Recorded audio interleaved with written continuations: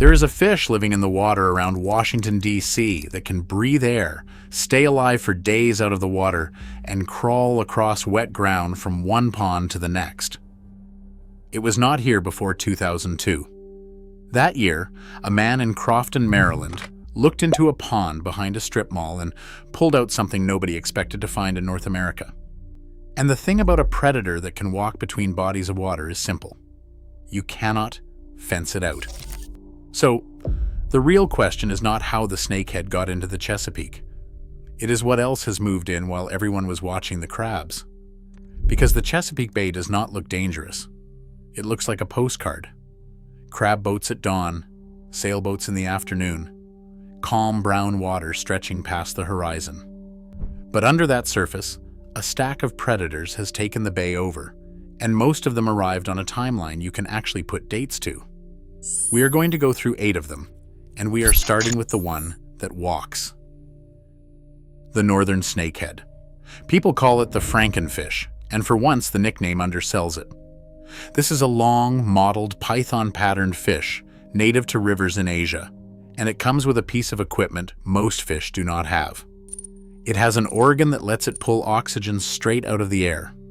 That means it does not drown when the water runs low, and it does not suffocate when it leaves the water at all. One biologist who studied them said he found a snakehead still alive in his refrigerator 3 days after it had been taken out of the water. 3 days in a fridge, breathing. That AIR breathing trick is what makes the next part possible.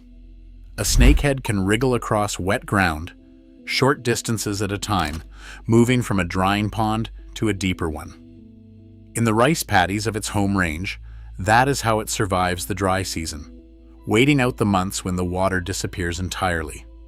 In Maryland, it means the fish can spread in a way an ordinary fish simply cannot. Drain a pond to kill it, and it can crawl to the next one. Wall off a stream, and it can go around. That single ability is why wildlife officials treated the first ones like a 5-alarm fire, and why the fear was never really about one fish. It was about a fish that could not be contained by the water it was in. Here's how it got here. In 2002, in that Crofton pond west of Annapolis, officials found 4 adult snakeheads and at least 100 juveniles. The story behind it is almost gentle. A man had bought a couple of live snakeheads to make a traditional soup for his sister, who had been sick. She recovered before he cooked them, and out of gratitude he released the fish into the pond as a kind of thank you. He had no idea what he had just started. Maryland poisoned that entire pond with rotenone to kill everything in it, and for a moment it looked contained. It was not contained.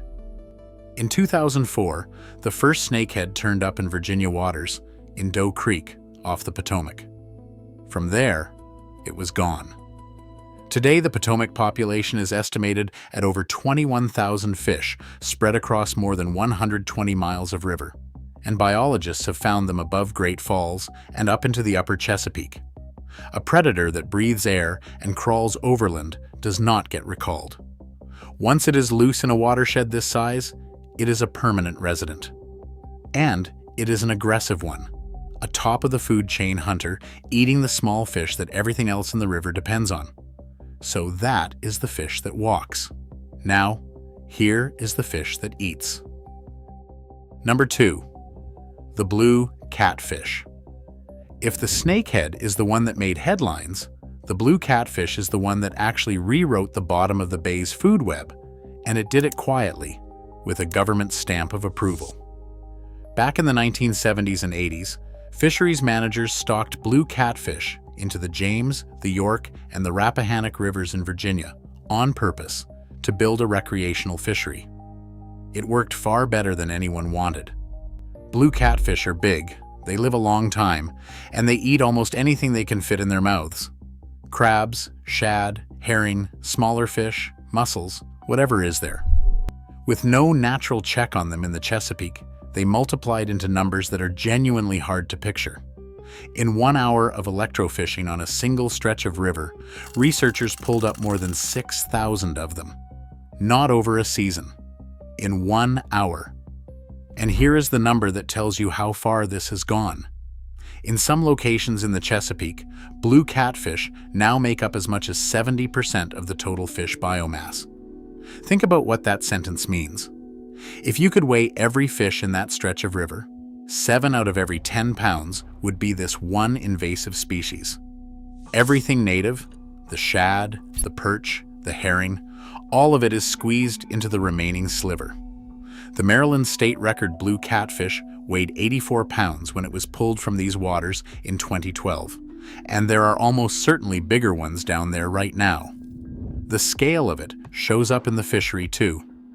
As people started catching and selling them, the commercial haul went from just under 203,000 pounds in 2007 to more than 4.1 million pounds by 2016.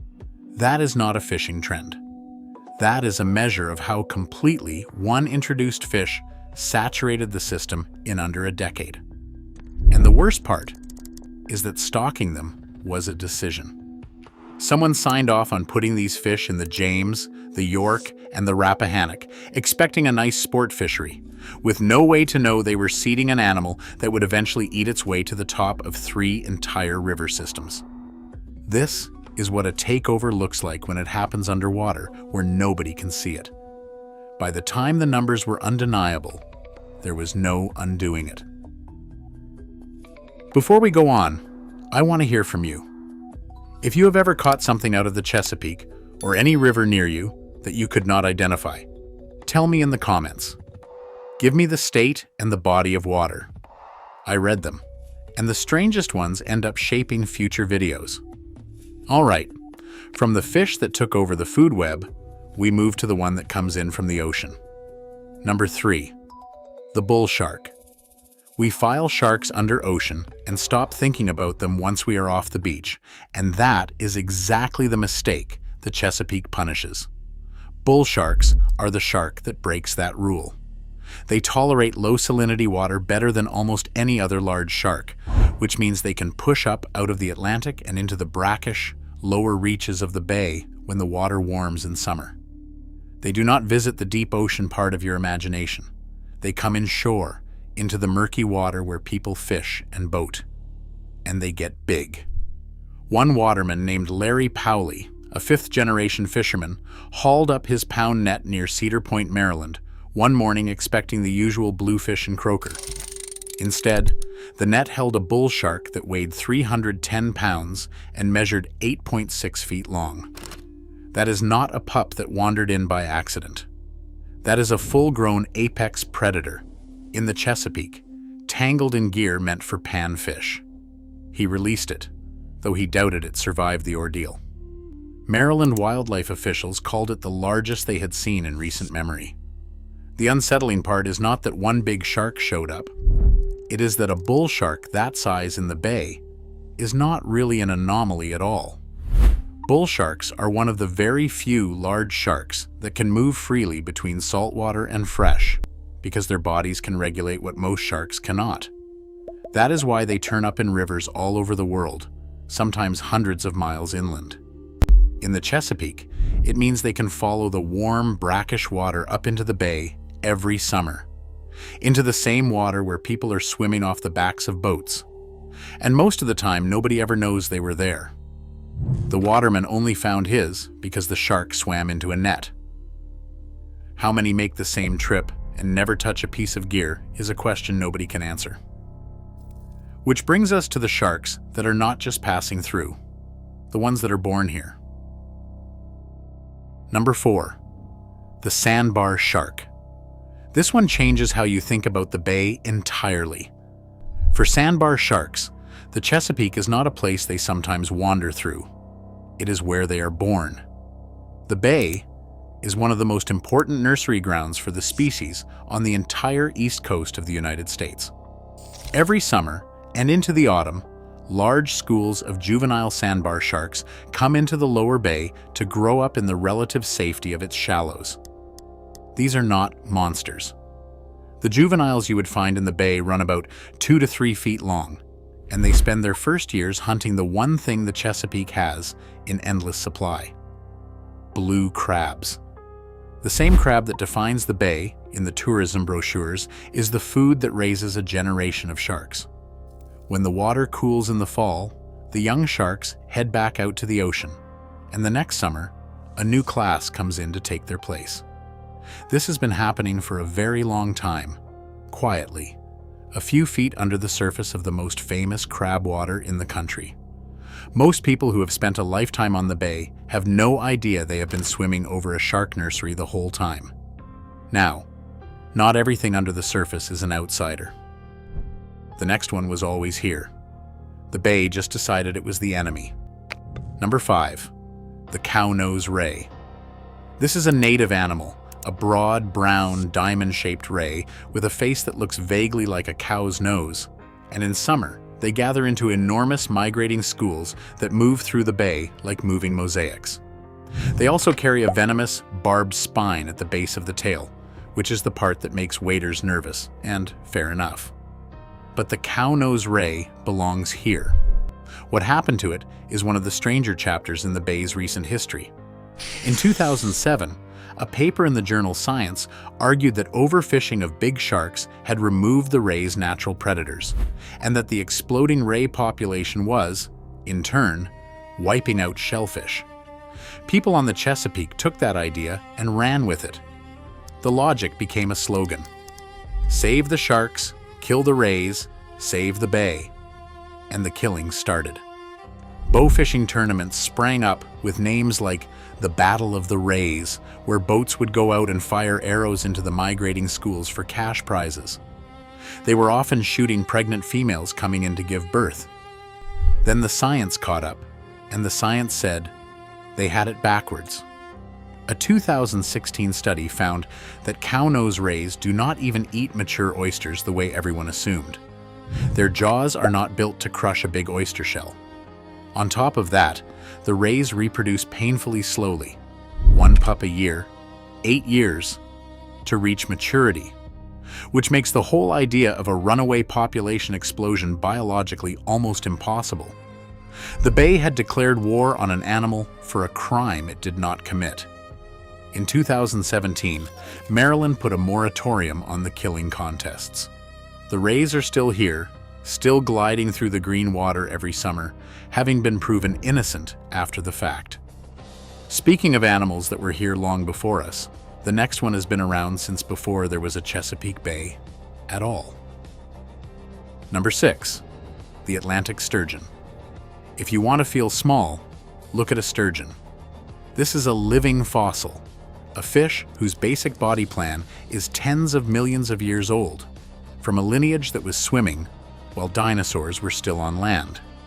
Instead of ordinary scales, it wears rows of hard, bony plates called scutes, like armor, running down a body that can grow well past the length of a person. It looks less like a modern fish and more like something dredged up out of deep time, because in a sense, it is. Atlantic sturgeon are endangered now, and the reason is a familiar one. A little over a century ago, the Chesapeake had so many sturgeon that their eggs, sold as caviar, made the bay a center of the trade. That demand gutted the population in a matter of decades. Then dams and pollution blocked and fouled the very rivers the survivors needed to breed in, and the fish that had outlasted the dinosaurs nearly did not outlast us. But they are still holding on in the Chesapeake. Researchers confirmed, in a study published in the Transactions of the American Fisheries Society in 2012, that Atlantic sturgeon still spawn in the James River in Virginia, coming up into fresh water in the fall to reproduce the same way their ancestors have for an almost unimaginable stretch of time. That fall run matters more than it sounds. It means the James still works as a nursery for one of the oldest animals on the continent, that somewhere up those rivers, a new generation of armored fish is still being born every autumn.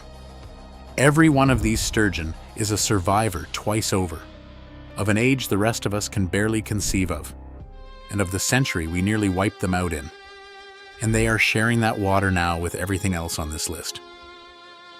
Which brings us to the 2 on this list you are most likely to actually feel. Not see. Feel. Number 7. The sea nettle. This is the sting that owns the Chesapeake summer. The sea nettle is a jellyfish, pale and translucent, trailing long tentacles. And for anyone who swims in the bay, it is less a curiosity and more a fact of life you plan your summer around. They bloom when the conditions line up, and in the Chesapeake, those conditions arrive right when people most want to get in the water. They thrive in warm water, roughly 79 to 86 degrees, in the middle range of the bay's saltiness, around 10 to 16 on the salinity scale. That combination describes a huge amount of the bay in the heat of summer. When a bloom is on, the water can hold so many of them that swimming stops being an option, and the sting is not imaginary. It is a real, burning welt that can wrap a leg or an arm in seconds. There are now forecasts, actual maps, that tell you the daily odds of running into sea nettles before you decide to get in. Think about that. The bay is stinging enough, reliably enough, that it warrants a forecast, the way you would check the weather.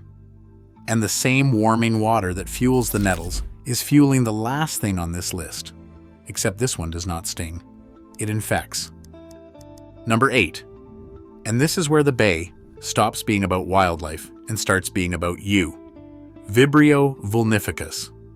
It is a bacteria that lives naturally in warm, brackish coastal water, and it goes by a name that sounds like tabloid exaggeration until you read the case files. Flesh-eating bacteria. It is not exaggeration. Vibrio vulnificus can cause a fast, aggressive infection that destroys soft tissue, and in serious cases, it can cost people limbs or their lives. You do not have to do anything dramatic to be exposed. In July 2025, a man named Vernon Spear from Cambridge, Maryland, scratched his forearm on a crab pot. An ordinary scrape, the kind you would not think about twice. In bay water, he had probably been in 100 times. That scratch let the bacteria in, and it put him in the shock trauma center in Baltimore. He survived. Not everyone does. Nationally, roughly 1 in 5 people who get a serious Vibrio vulnificus infection die from it. And here is the part that ties this whole video together. The bacteria is on the rise, and the reason is the water itself. As the Chesapeake warms, it becomes a better and better home for Vibrio. In Maryland, reported cases climbed from about 100 in 2018 to around 260 in 2025. The same warming that brings the sea nettles in thicker, that lets the bull sharks push up further and stay longer, that helps the blue catfish thrive, is now also breeding something in the water that can kill you through a paper cut. That is the real story of the Chesapeake Bay. Not one monster, a stack of them, arriving on a schedule you can date. The snakehead that walked in after 2002. The catfish stocked in the 70s that now outweighs everything else. The sharks that come every summer and the ones that are born here. The ray the bay tried to exterminate and got wrong. The living fossil hanging on in the rivers. And in the warming water tying all of it together, a sting you can forecast and a bacteria you cannot see. The bay still looks like a postcard from the surface. That has always been the problem, because you cannot see what is under you, and by the time you can, it is already home.